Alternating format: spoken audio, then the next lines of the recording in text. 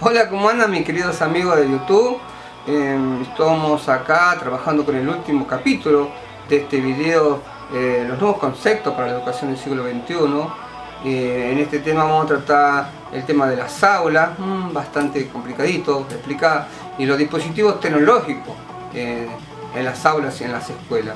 Pero espero que no sea el último trabajo que pueda realizar. Espero realizar otros trabajos siempre relacionados a la vida, al medio ambiente y por supuesto a la educación, ¿sí? Van a quedar muchas cosas para otro momento, como por ejemplo las excursiones. Yo no recuerdo las vivencias y alegrías de los paseos que realicé cuando fui a la primaria, pero bueno, el tema de los presupuestos son otros temas que no permiten soñar. Pero cuántos millones se tiran en obras y proyectos inconclusos, que yo conozco varias obras impresionantes y grandes que están paradas, abandonadas, y cuántos otros se recuperan de la corrupción y lo dejamos ahí para no meternos en temas mucho más complicados y extensos para explicar. Y bueno, el tema de las aulas es mucho más complejo de explicar porque estamos en el año 2020 y hay aulas que no cambiaron en nada desde hace más de 60 años. Yo soy fotógrafo desde hace muchísimos años y he ido a trabajar en muchas escuelas y las aulas están igual, no cambiaron en nada, absolutamente en nada. Ni en alguna privada ni en alguna pública están igual, ¿sí? Puede ser que en alguna privada haya un cambio específico, pero no en todas. Cambiaron de alumno, cambiaron de silla, nuevos bancos, nueva forma de pupitre, nueva forma de disposición de las aulas, de los compañeros, de los grupos. Pero si prestan mucha atención, muy bien, no hay un cambio que pueda significar un avance en lo tecnológico. Principalmente observo que esos cambios sí pudieron llegar a los colegios más caros y no en todos los establecimientos privados. Solo en algunos sectores de una clase en particular se pueden visibilizar las aulas con una computadora por alumno, con paredes recién pintadas, con fotografías grandes, con bibliotecas modernas, con aulas que cuentan con laboratorio de física y de química, entre otras cosas. Entonces algo está pasando y no hacemos nada, no estamos haciendo nada. Mientras otros sectores avanzan a la par de la tecnología en trenes de alta velocidad, muchos otros se quedan rezagados en el camino. No solo con una realidad social que los perjudica, sino también con una baja calidad educativa. Hay muchas cosas más que me van a quedar por decir, como siempre lo digo, pero lo realizaré en otro momento. Hace 300 años, el Francés Corneille decía: es mejor una cabeza bien formada que una cabeza muy informada. Entonces, a formar alumnos responsables, pensantes y críticos. Él se decía: vale más un gramo de imaginación que una tonelada de inteligencia. Hay que usar la imaginación en nuestras aulas, colgando mapas, láminas, como las que ven acá en mi cuarto, ¿sí? Tengo un pizarrón, láminas, tengo un montón de láminas. Son elementos que llaman la atención a los alumnos, que despierten la curiosidad de sus alumnos. Eso que hace que los alumnos se motiven. También podemos crear un laboratorio de ciencia con elementos descartables o desechables. Es cuestión de investigar por las redes en cómo realizarlo. Estoy seguro que si lo dan a conocer, no lo dejarán solos. Es para los alumnos, es para su futuro. Con respecto a los dispositivos móviles, tienen su pro y su contra. Por un lado, algunos docentes no están en acuerdo de su uso en las escuelas, pero hay que entender que los alumnos de hoy en día prácticamente han nacido con el celular en sus cunas o con un dispositivo tecnológico en sus hogares. Y estos parecen que forman parte del cuerpo de los alumnos y que funcionan como un cerebro adicional de los mismos, el que les ordena que se los revise a cada instante. Por el lado positivo, el empleo de estos facilita mucho el aprendizaje de muchas materias escolares, permiten aprender materias en cualquier horario, además mejora la comunicación entre la familia, la escuela, sus profesores y entre sus compañeros en algunos casos. Con estos dispositivos podemos entre todos llenar un pizarrón gigante con datos de lo que cada uno ha averiguado sobre un tema específico. Al mismo tiempo se pueden crear distintos tipos de mapas conceptuales o cuadros comparativos, y para hacerlo más activo se pueden crear grupos de trabajo para cada tema específico usando los celulares. Por el otro lado negativo, el uso excesivo de cualquier dispositivo tecnológico conlleva un aumento considerable del riesgo a sufrir déficit de atención, problemas de memoria una disminución del rendimiento escolar, alteraciones del sueño y también una gran desconexión de la realidad. Este uso excesivo hace que uno siempre esté dependiendo del mismo y uno se pasa mirando a cada instante si hay un mensaje o una novedad o una información, que aunque no sea importante, la revisará. Pero yo pienso que lo más grave que ocurre es la desmotivación de la actividad física y de los juegos al aire libre, pudiendo causar desinterés en otro tipo de entretenimientos. Antes, cuando uno quería juntarse con amigos, se reunía en un picado de fútbol, en una salida cualquiera, una plaza o un paseo por el centro, pero hoy se reúnen de una manera virtual solo para jugar a la Play, por ejemplo. El uso excesivo también provoca mucho daño en algunas articulaciones, sobre todo en las manos, pero también en la espalda, en el cuello. Ahora la escuela solo puede enfocarse en mostrar el lado positivo del uso de esas tecnologías, pero que sean para el crecimiento personal y profesional de los mismos. Y también sobre el mismo tema debemos también saber una cosa, que hoy en día existen más aparatos conectados a internet que habitantes existentes en el planeta. Pero a medida que se avanza, ya se está proyectando que por cada nacimiento que ocurre día a día, se conectan a internet otros 5 aparatos más. Pero uno puede entrar a un hogar y como mínimo hay 4 aparatos conectados a internet. Con esto quiero dar a entender que no todos tienen acceso a ella. Esta brecha hace que se acentúen las diferencias sociales. Se calcula que unas 4.500 millones de personas en el mundo sufren los efectos negativos de esa famosa brecha digital. La brecha en el área educativa puede ser definida en términos de desigualdad de posibilidades que existen para acceder a la información, al conocimiento y a la educación mediante las nuevas tecnologías. Ahora, al respecto de las computadoras en las escuelas, debemos hacer que las mismas se conviertan en una herramienta valiosa para la educación, porque con ellas podemos hacer que los alumnos sean receptores activos de las informaciones y no en receptores pasivos, porque ellos son los que deben descubrir datos importantes o significativos de algún tema en particular.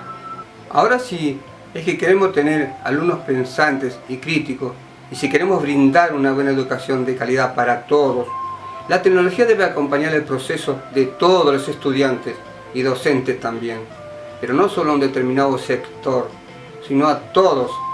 Por eso vuelvo a insistir sobre el presupuesto educativo, que debe elevarse y ser bien distribuido y controlado, y también exigir una responsabilidad de todos los implicados en ese proceso, desde el alumno, la familia, las empresas, la sociedad y el gobierno en general, por supuesto. Pero que ésta sea hecha y programada con una meta bien clara y no solo con una meta que tape baches. Y ahora, para ir cerrando este capítulo, siempre he dicho que la primera escuela está en la familia. La escuela es la que lo ayuda a formarse con reglas sociales y de otros conocimientos. El entorno social también le enseña a formarse, pero allí también se adquieren las cosas buenas como las malas. El docente orienta cuáles son las esenciales para los alumnos, para formar su persona. La escuela debe enfocarse en crear personas con responsabilidad y que los mismos al mismo tiempo sean críticos. No deberemos olvidar nunca que el aprendizaje es un proceso activo del resultado de las experiencias que conlleva cambios en el cerebro. Pero cuanto más trabajamos en contenidos, mejor permanecerán en nuestra memoria, siempre y cuando los elaboremos, los investiguemos y los asimilemos. Nuestra identidad personal viene determinada por lo que aprendemos y por lo que recordamos, por lo que la memoria constituirá un recurso fundamental del ser humano, que nos hace inteligentes y nos permite compartir y transmitir una cultura, un conocimiento y un aprendizaje. Aristóteles decía que educar la mente sin educar el corazón no es educar en absoluto. A veces parece que educar es fácil, pero veamos estos casos.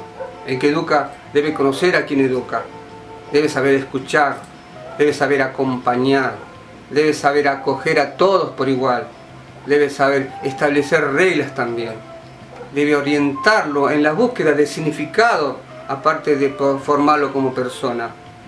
Debe aprender a planificar y diseñar los métodos y estrategias que llevará a cabo en el aula. debe aprender a diagnosticar los inconvenientes que se les presentan y a tratar de superarlos para seguir adelante. Pero siempre en la tarea de motivarlo con palabras justas y sencillas en que logre sus metas sin miedo a enfrentar las dificultades que se le presentan. La neurociencia nos dice que siempre recordamos lo que nos emociona, entonces a emocionarse. También nos dice que la enseñanza sin emociones fracasa. Cuando hacemos las cosas sin orden, sin ordenar nuestra mente, aprendemos superficialmente conocimientos nuevos, pero no nos sirven, no nos quedan en la memoria porque los aprendimos así nomás, sin darle importancia. Los científicos dicen que nuestro cerebro es de plástico. Por eso se habla de la plasticidad del cerebro, porque la neuroplasticidad es la capacidad del cerebro para reorganizarse. Fijémonos nosotros un poco ante distintas dificultades que se nos presentan en la vida. El cerebro hace lo posible por escapar de esos momentos. Y si no se puede escapar, los trata de solucionar, poniendo en funciones su inteligencia. En cambio, una persona que está disfrutando los momentos de alegría y felicidad en una fiesta o en un lugar de esparcimiento o en un paseo, por ejemplo, no se quiere ir, porque nuestro cerebro está feliz y tampoco se quiere ir. Por eso nosotros a veces observamos cuando un progenitor quiere que un niño deje de jugar un juego o porque está en la casa de un familiar jugando y disfrutando su momento de alegría. A lo que ellos responden y hacen llantos y berrinches porque no se quieren ir, porque le rompieron el momento de felicidad y de disfrute de su libertad. En cambio, el docente cuando está en las aulas ya es más complicado, cuando se tienen aulas difíciles de lograr una atención. Entonces allí se deben implementar distintas estrategias como de 3 minutos de ejercicio de relajación o algún sencillo juego que permitan enfocarlo en otra cosa, que les permita un momento de atención. Siempre hay que probar cosas nuevas que se puedan implementar. Para mí, enseñar contenidos no es tan importante como enseñarles a pensar, a ser críticos. Prefiero preguntarles cuáles son sus deseos, cuáles son sus metas o cuáles son sus sueños y decirles, construyan todos los días el camino correcto para lograrlo. Nada es imposible. Y bueno, queridos amigos, para ir cerrando, podemos tener la mejor computadora del mundo, podemos disponer de la mejor educación virtual que exista y que nos proporcionará las mejores informaciones para incorporarlas en nuestra memoria, en nuestro cerebro. Pero nunca podrán reemplazar el corazón de un maestro, de un docente, aquel que derrama lágrimas a escondidas cuando sus alumnos reciben su diploma, sus medallas. Y está al mismo tiempo satisfecho de haber cumplido su objetivo, no solo el de educar, sino el de haber compartido una parte de su vida con los que ama, que son sus alumnos. Y nunca olvidemos que un niño no aprende con castigos, sino con ejemplos. Hay que guiarlos en su búsqueda, orientarlos a esos ideales, a esas personas que les inspiran confianzas, a esas personas que los valoran. Yo desde aquí solo puedo desearles lo mejor de lo mejor, que no se rindan en sus proyectos por crecer. El mayor consejo que puedo brindarles es que siempre piensen, hablen y actúen con una mente siempre en positivo. Si queremos ser inteligentes, debemos actuar con una mente creativa y audaz en nuestros propósitos, en nuestras metas. Y por último, si queremos ser libres, debemos liberarnos de nuestras dudas, de nuestras ataduras que no podré, de que no soy capaz, de nuestros pesares, de nuestra ignorancia, de nuestros temores, de la envidia, del odio y de la desesperanza. Deberemos liberarnos de todas esas cosas negativas, ¿sí? Pero sí atraer todas las cosas positivas de la vida, ¿sí? Y aunque me quedan muchas cosas por compartir, les digo con todo placer que fue un gran placer haber hecho este trabajo y solamente me queda programar a otro encuentro con otro tema, con otro video, ya sea relacionado al medio ambiente, a la vida y por supuesto a la educación. Por último, por los sueños se suspira, por las metas se transpira. Una muy buena educación para todos ustedes. Nos veremos en algún momento. Si te gustó este video, te pido que me pongas me gusta y compártelo con